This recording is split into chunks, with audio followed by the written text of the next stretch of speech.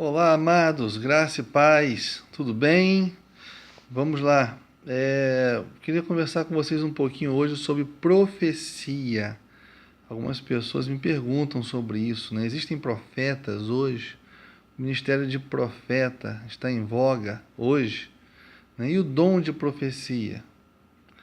Tem profeta ou não tem profeta? Isso que a gente vê hoje aí, eis que eu te digo que vai acontecer aquilo, aquilo outro, isso é profecia?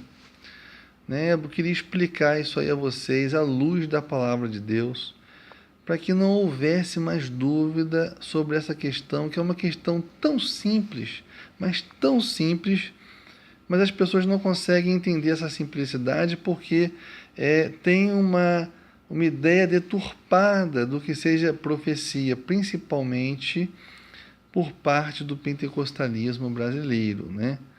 Então, o que acontece? A profecia nada mais é do que uma mensagem da parte de Deus transmitida por alguém ou por um grupo a outras pessoas, né? Toda vez que você transmite uma mensagem da parte de Deus, você está transmitindo uma profecia, ok? Essa profecia no Velho Testamento, esse dom de profetizar, era dado a pessoas específicas, que o Espírito Santo ia lá e revelava a essas pessoas a vontade de Deus, e essa pessoa tinha a incumbência de transmitir essa vontade de Deus, essa revelação, a outras pessoas. Agora, observem só, a profecia no Velho Testamento. A profecia no Velho Testamento, nem sempre, ou seja, na verdade foram poucas vezes em que ela tinha o objetivo de fazer previsão de futuro. Não era isso. A maioria das profecias do Velho Testamento eram profecias no sentido apenas de mostrar o pecado no meio do povo, né? Ou seja, o resultado, né, a consequência esperada da profecia no Velho Testamento é aquela que está lá em 1 Coríntios 13, que é o que? De exortar, edificar e consolar. O Novo Testamento diz isso, 1 Coríntios 13, que esse é o resultado esperado, a consequência da profecia. E qual é o objetivo da profecia que a gente vê, né, lá no Velho Testamento? É direcionar o povo para o cumprimento dos propósitos de Deus. E não muda no Novo Testamento. O que muda no Novo Testamento é que agora esse dom já não é mais dado a pessoas específicas. Ele é dado a diversas pessoas. E por que Deus, no Novo Testamento, dá esse dom, dom de profecia, e existem profetas no Novo Testamento, para várias pessoas? Com qual objetivo? E aí a gente pode entender, à luz de 1 Coríntios 13, à luz de Efésios capítulo 2, Efésios capítulo 3, que a função do profeta era lançar, assim como o apóstolo, lançar o fundamento sobre o qual o evangelho seria construído, sobre o qual a igreja seria construída. Esse fundamento, a responsabilidade era dos apóstolos e dos profetas. Esse era o ministério de profeta, lançar o fundamento, porque naquela época não tinha a Bíblia do Novo Testamento como temos hoje. Tinha do Velho Testamento. O Novo, né, não tinha. O apóstolo Paulo fala que hoje ele vem trazer o mistério, revelar o mistério que estava oculto nos tempos passados, na velha aliança. Né? Então, esse mistério, que é o Evangelho de Jesus Cristo, o plano da salvação de Jesus, isso foi revelado aos apóstolos e aos profetas pelo Espírito Santo, conforme está lá em Efésios 2 e Efésios 3.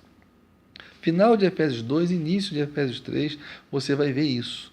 Né? Então, como eles tinham que lançar o fundamento, esse fundamento ele já foi lançado. Ele foi lançado lá no século I. O apóstolo Paulo chega a dizer, que quando vai falar de Apolo, que não pode vir outro e lançar outro fundamento sobre o que já foi lançado. Né? Hoje o cânon já está fechado, a Bíblia já está formada.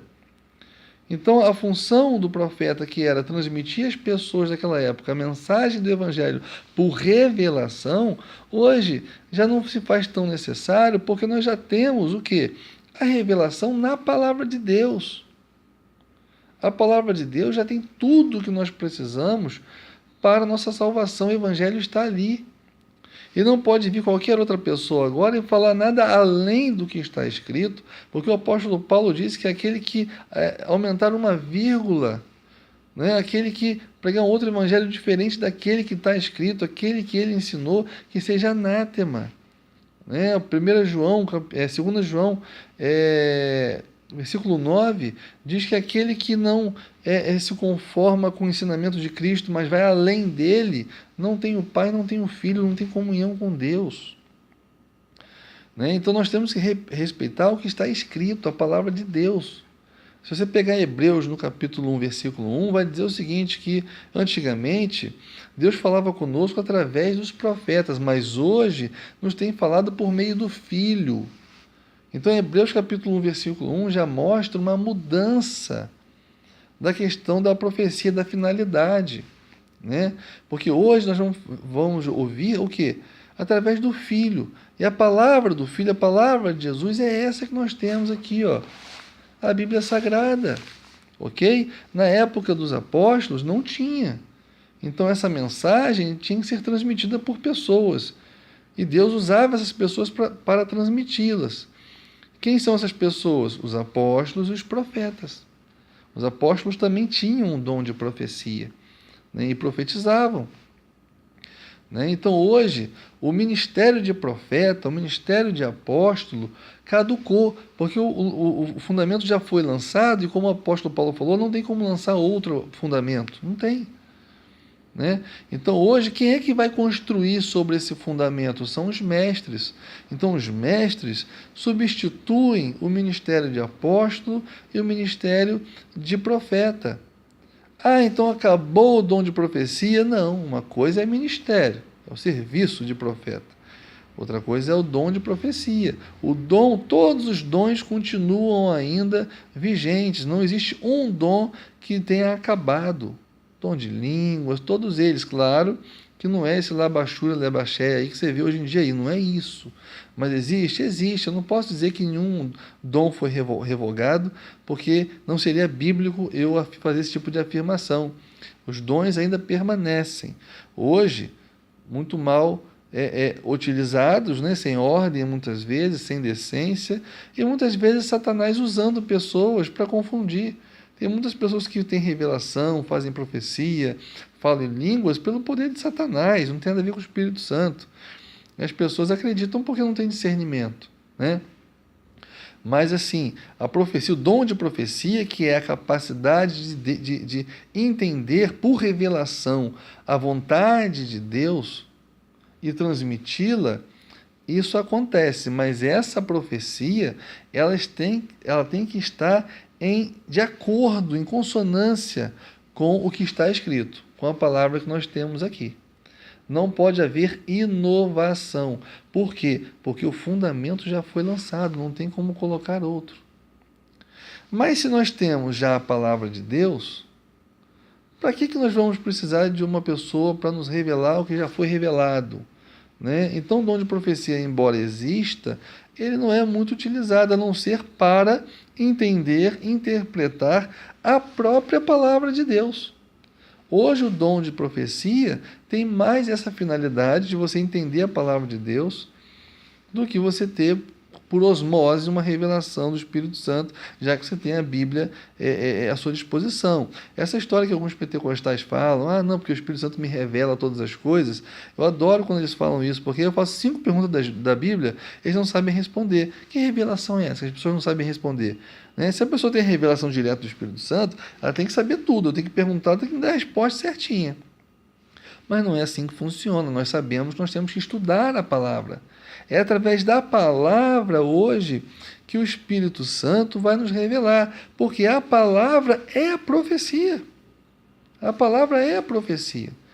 Né? E o Espírito Santo vai nos revelar. O apóstolo Paulo, quando estava pregando para algumas mulheres à beira do rio, a Bíblia diz que o Espírito Santo abriu o coração de Lídia para entender o que Paulo falava. Então a palavra de Deus pregada por Paulo foi entendida por revelação, porque o Espírito Santo abriu o coração de Lídia para que Lídia entendesse a palavra de Deus. É essa revelação que hoje que nós temos. através da palavra de Deus. Né? É claro que muitas coisas que eu aprendi por revelação do Espírito Santo. Mas todas essas revelações, elas estão na palavra de Deus. Não existe inovação. Não existe inovação, porque o fundamento já foi lançado e é a palavra de Deus. O cânon já foi fechado. Ok, queridos? Então nós temos que ter muito cuidado com isso. Se a pessoa tem uma profecia, lança uma profecia, que não se coaduna com o que está escrito, o efeito dela não é de exortação, nem de consolo, nem de edificação. Né? Não é para uma pessoa específica, porque nem no Velho Testamento, nem no Novo Testamento, a profecia era para uma pessoa específica. Não, era sempre visando o quê? A coletividade e com um propósito específico de preservar o cumprimento da vontade, do propósito de Deus para Israel no Velho Testamento e no Novo Testamento para a igreja. Então a profecia ela edifica a igreja. Está lá em 1 Coríntios, capítulo 13. Você vê que a edificação ali não é para uma pessoa específica, é para a igreja, edificar a igreja. Então essa coisa de eis que eu te digo e vou te falar e conta a vida toda e diz que vai acontecer, irmão, não é profecia. Não é profecia, porque não está contra o que a gente entende sobre profecia nas Escrituras Sagradas. Tá? Não é profecia. Então, os irmãos devem ter muito cuidado, porque hoje em dia existem muitos profetas, falsos profetas por aí, que levam muitas vezes uma vida de pecado, né? E estão aí querendo consertar a vida dos outros, e não é por aí não. Os irmãos devem ter muito cuidado com isso aí, entender o que é a profecia à luz das Escrituras. Quando você lê o Velho Testamento, isso fica muito nítido, muito claro. No Novo Testamento também é questão de ler e deixar um pouquinho a tradição da igreja de lado, que a tradição da igreja está viciada de muita heresia, muita coisa que confunde a nossa mente e não deixa a gente enxergar o óbvio muitas vezes, né?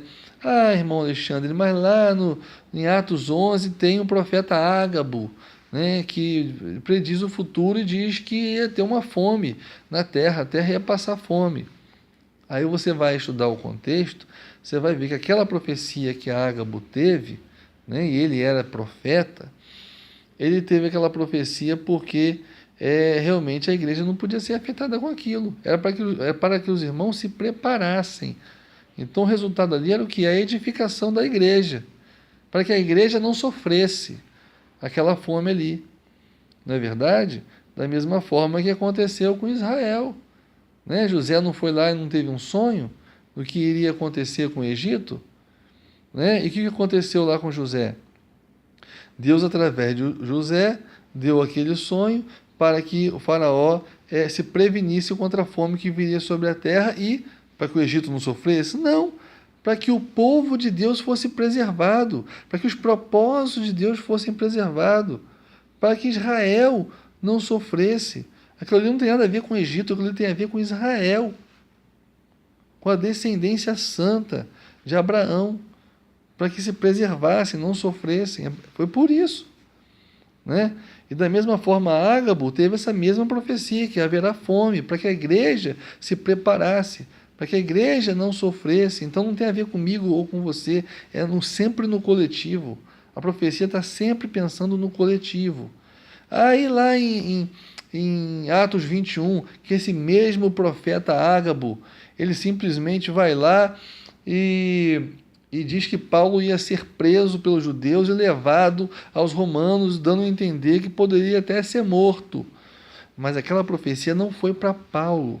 Aquela profecia foi para que os outros que estavam com Paulo se preparassem, se sentissem consolados pela possibilidade do pior acontecer com Paulo, como de fato depois aconteceu.